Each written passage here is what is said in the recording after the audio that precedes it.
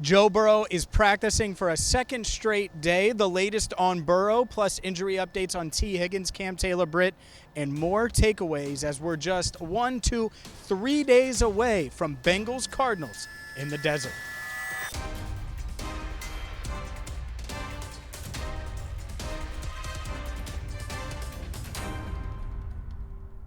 Hi again, everyone, and welcome in to Cincinnati Bengals Talk. I'm James Rapien of allbengals.com, outside of Paycor Stadium, where the Bengals going through their full padded practice, and their only full padded practice of the week, ahead of Sunday's game against the Arizona Cardinals. And some good news. Joe Burrow, QB1, he was out there. He was going through his normal routine, and to me, for a second straight day, was doing a little bit more in individual drills. I know people said how, at least some have said on social media, how bored they are of seeing Burrow do individual work, but he's doing more in individual drills than he did last week, than he did leading up to the Monday night game. And so I do think, like he said on Wednesday, this is not only the best he's felt, but we're seeing that it's the best he's felt because he continues to do a little bit more. And to me, I know some have talked about scrambling and his ability to scramble.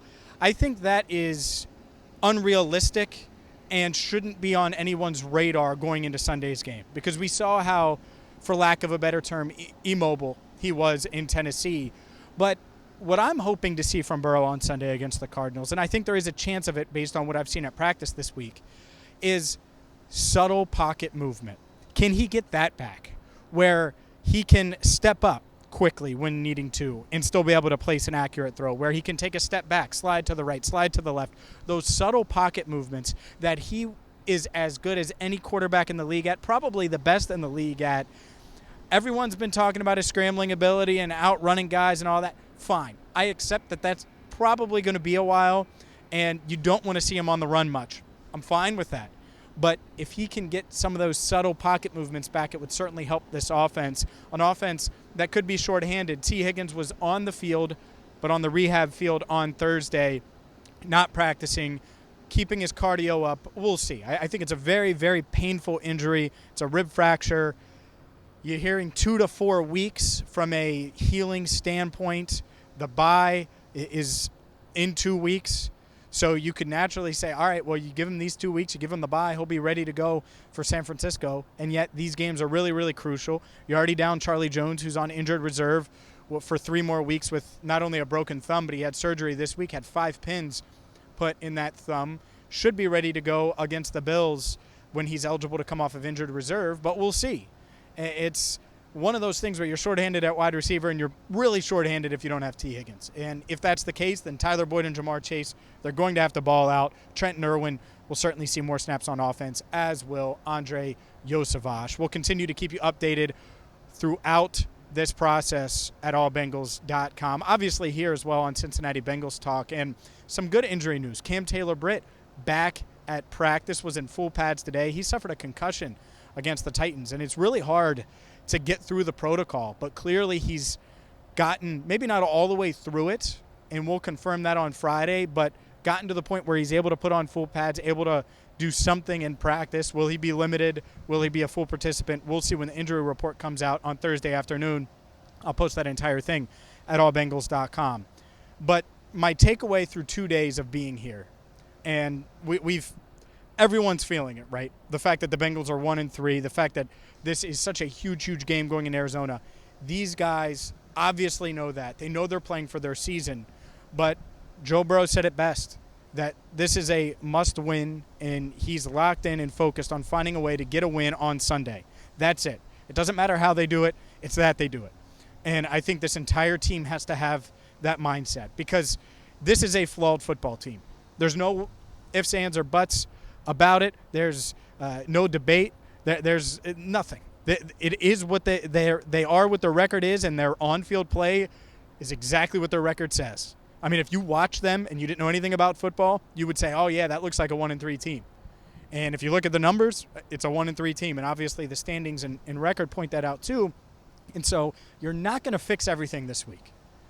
They may have a really good game against Arizona, but there's going to be stuff that they still need to fix. Joe Burrow is going to still have to continue to heal. This offensive line is going to continue to hopefully move in the right direction. I think they took a step back at Tennessee. Before that, I thought they were moving in the right direction and starting to play pretty well. They need to get back to that this weekend in Arizona. Defensively, stopping the run, that is key number 1, 2, 3. And this isn't my pregame keys, but man, this Bengals run defense has been awful. They've been shredded. Second most rushing yards allowed per game in the league. The Arizona Cardinals want to run the ball.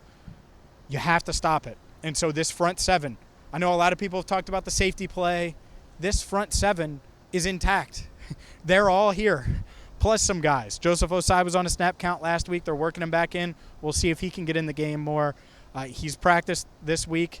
Zach Carter, you'd love to see more out of him, but maybe this is a DJ Reader and Sam Hubbard game. Those are the Bengals run stoppers. Mike Hilton, certainly someone that can stop the run. So to me, that's the key on defense, that this in a point of emphasis for this defense. On offense, obviously, it's getting healthy, finding ways to get the ball to your playmakers, even though you might be down your second best playmaker.